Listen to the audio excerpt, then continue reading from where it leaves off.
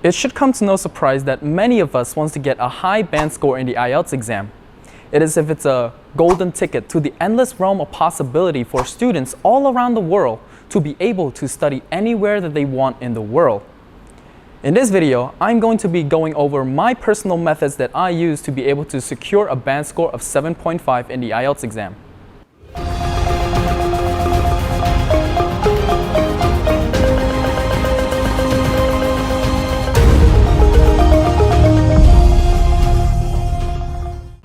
Hello everyone, my name is Tit Vitou, currently a 12th grade student from BELTEI International School Campus 5.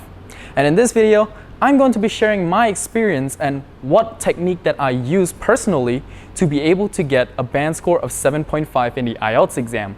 So for those who don't know, IELTS stands for the International English Language Testing System, and it's designed to help students all around the world like me to achieve my ambitions of studying abroad. But I've met many people who are nervous or uncertain of their English ability. So that is why I'm super excited to be here today to be talking about the 4 distinct methods that I use to be able to get a band score of 7.5 in the IELTS exam. So firstly, I want to be talking about the reading section. In my opinion, it is the easiest sections to score on. However, what I tend to notice is that a lot of candidates tend to read one question at a time and then go over the text or the passages to try and find the answer. It's not wrong, however, it wastes a lot of time, and for those who know, we only get a little over a minute for each question. So the method that I personally use is to skim over the text once before going over to reading the questions. This way, I get a glimpse of what the texts are trying to talk about, and then I'll take note of some keywords, either 1 or 2. And then I'll read one of every question types in that respective text, and then take note of more keywords. And then after that, I'll start going over the text again, and this way, maybe I'll get answers to 2 or 3 questions instead of 1 at a time. And secondly, I am going to be talking about speaking and listening. Now, why did I group these 2 sections together? Ever heard of the phrase, kill 2 birds with 1 stone? See, the method I use is, I'd go on YouTube for an hour or 2 and just watch IELTS speaking videos. This benefits me in the sense that I get to practice my listening skills with different candidates in the world, just trying to get a feel of their accent. And combine that with a few mock tests you can find anywhere on the internet, I grew confident in my listening ability.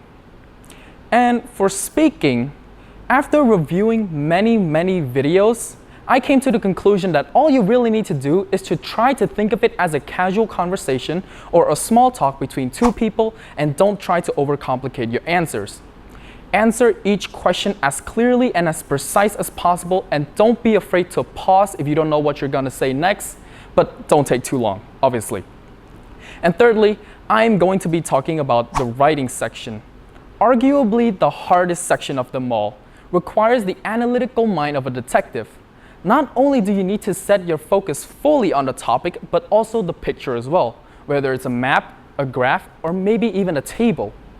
What I personally like to do is to take a look at the 2 most noticeable differences and building my paragraph around those 2. Basically, analyze the biggest and smallest differences and write briefly and explain the ones that aren't noteworthy. For part 2, it's mostly depend on how well educated your general knowledge is. Because majority of the topic, majority of the essays are opinion based. So overall, just try to practice writing as much as possible, and I suggest trying to look up on the internet the format for different types of writing essays. A small hint to better improve your writing is learning how to use the word respectively correctly. So if you go into any exam anxious, then you can never truly show your true potential. The same with IELTS. If you doubt your ability to talk, if you doubt your ability to write, you doubt your listening or reading skills, then you can never fully lock in during the examination. As Vincent van Gogh once said, if you hear a voice within you say you cannot paint, then by all means paint, and that voice will be silent. Trust yourself, you can do it. All in all, To every future IELTS candidate and anyone who is looking to participate in this exam, this is your sign to go for it because you've got nothing to lose. The time that I've spent preparing for this test with the help of my trainers from BELTEI has significantly improved me as an English speaker.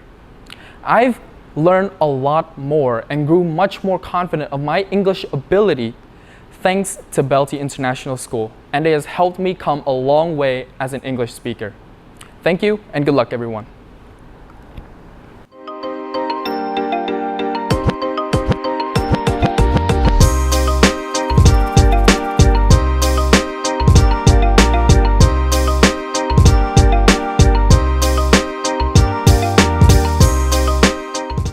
BELTEI International University, the future of global leaders.